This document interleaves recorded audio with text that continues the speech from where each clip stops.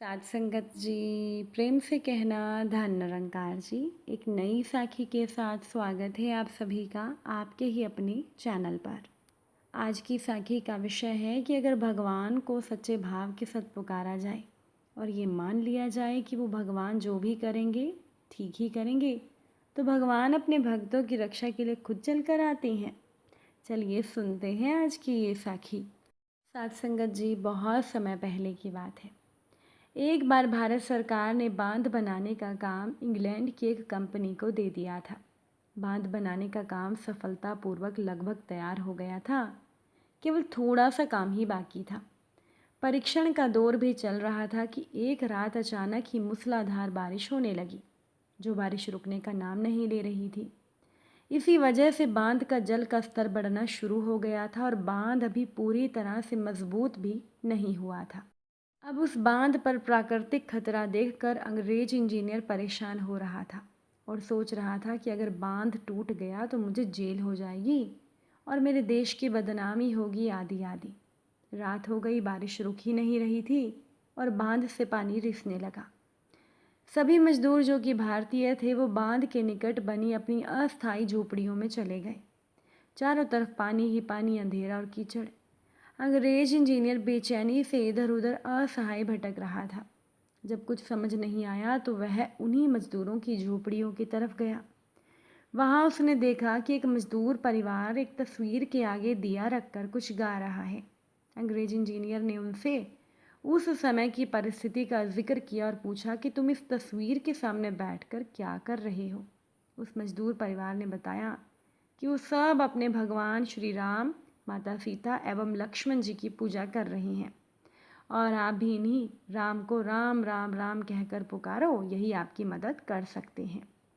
अंग्रेज इंजीनियर ने कहा कि बांध कभी भी टूट सकता है। मजदूरों ने कहा, हम तो प्रार्थना कर रहे हैं, तुम भी कर लो। अब तो हमारे राम ही हमारी रक्षा करेंगे।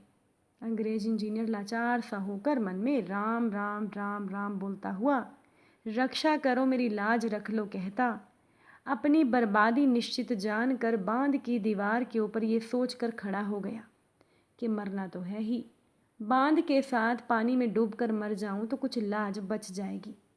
इतने में अंग्रेज इंजीनियर ने देखा कि बांध की दीवार के पास दो बच्चे बांध की मरम्मत करने में लगे हुए हैं।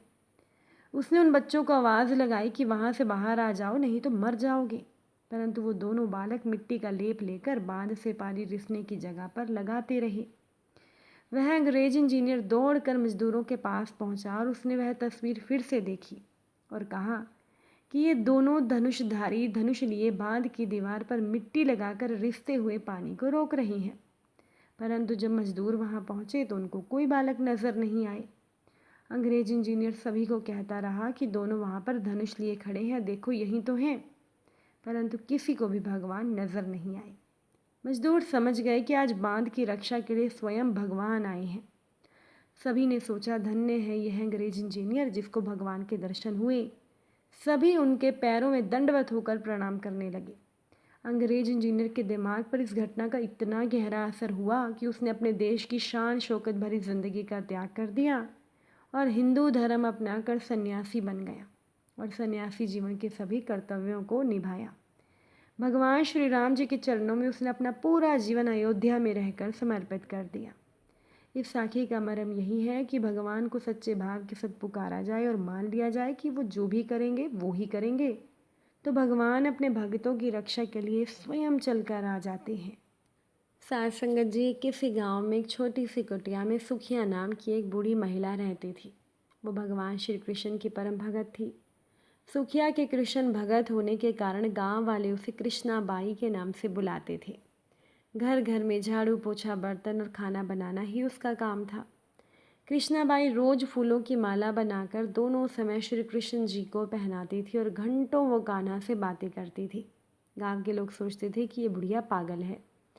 एक रात श्री कृष्ण जी ने अपनी भगत कृष्णाबाई से ये कहा कि कल बहुत बड़ा भूचाल आने वाला है, तुम ये गांव छोड़कर दूसरे गांव चली जाओ। अब बुढ़िया क्या करे, मालिक का आदेश था, तो कृष्णाबाई ने अपना सामान इकट्ठा करना शुरू किया और गांव वालों को बताया कि उसके सपने में कान्हा आए थे और उन्होंने कहा है कल प्रलय होगी, तुम ये गांव छोड़कर पास के गांव में चले जाओ। अब लोग कहाँ उस बूढ़ी पागल महिला की बात मानने वाले थे। जो सुनता उनकी बात वही जोर जोर से ठहाके लगाकर हंस पड़ता।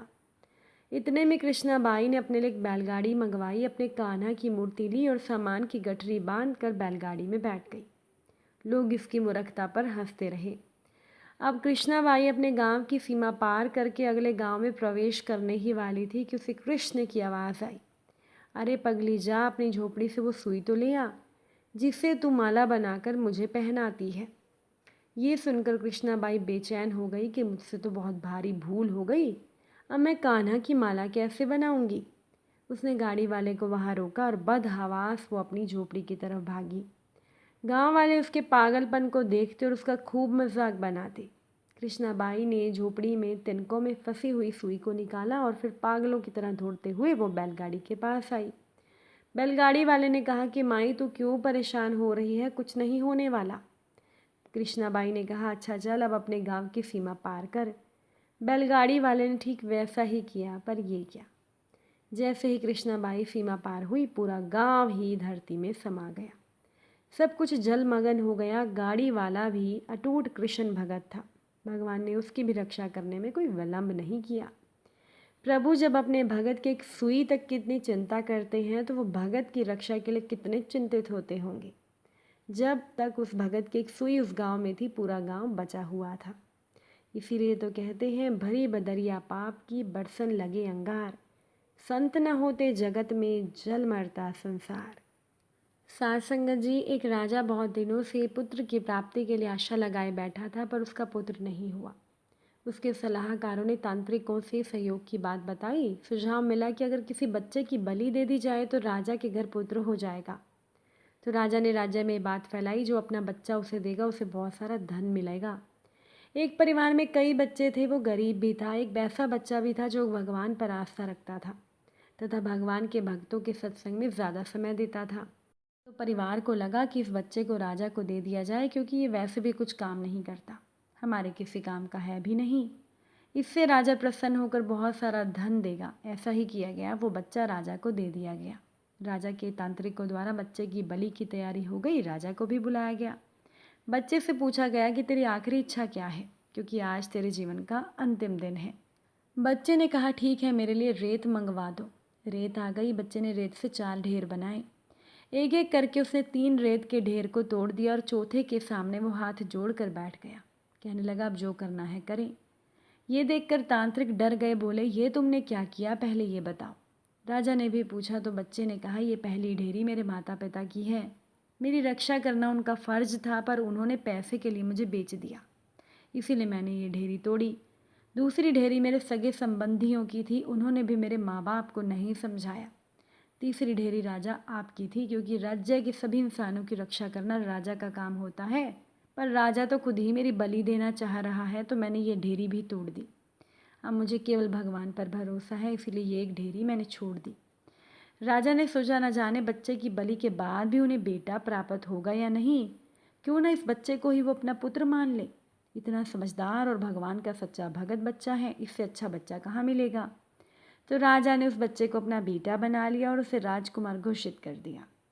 जो भगवान पर यकीन रखते हैं उनका बाल भी बांका नहीं होता। हर मुश्किल में जो भगवान का आसरा लेते हैं उनका कहीं ना कहीं किसी भी प्रकार से कोई भी अहित नहीं होता है। अगर आज की ये साखी आपको अच्छी लगी हो, वीडियो को लाइक शेयर ज़रूर कर दीजिएगा। आप सभी से फिर मुलाकात होगी नई साखी के साथ। साथ संगत जी, प्यार से कहना, धन निरंकार जी।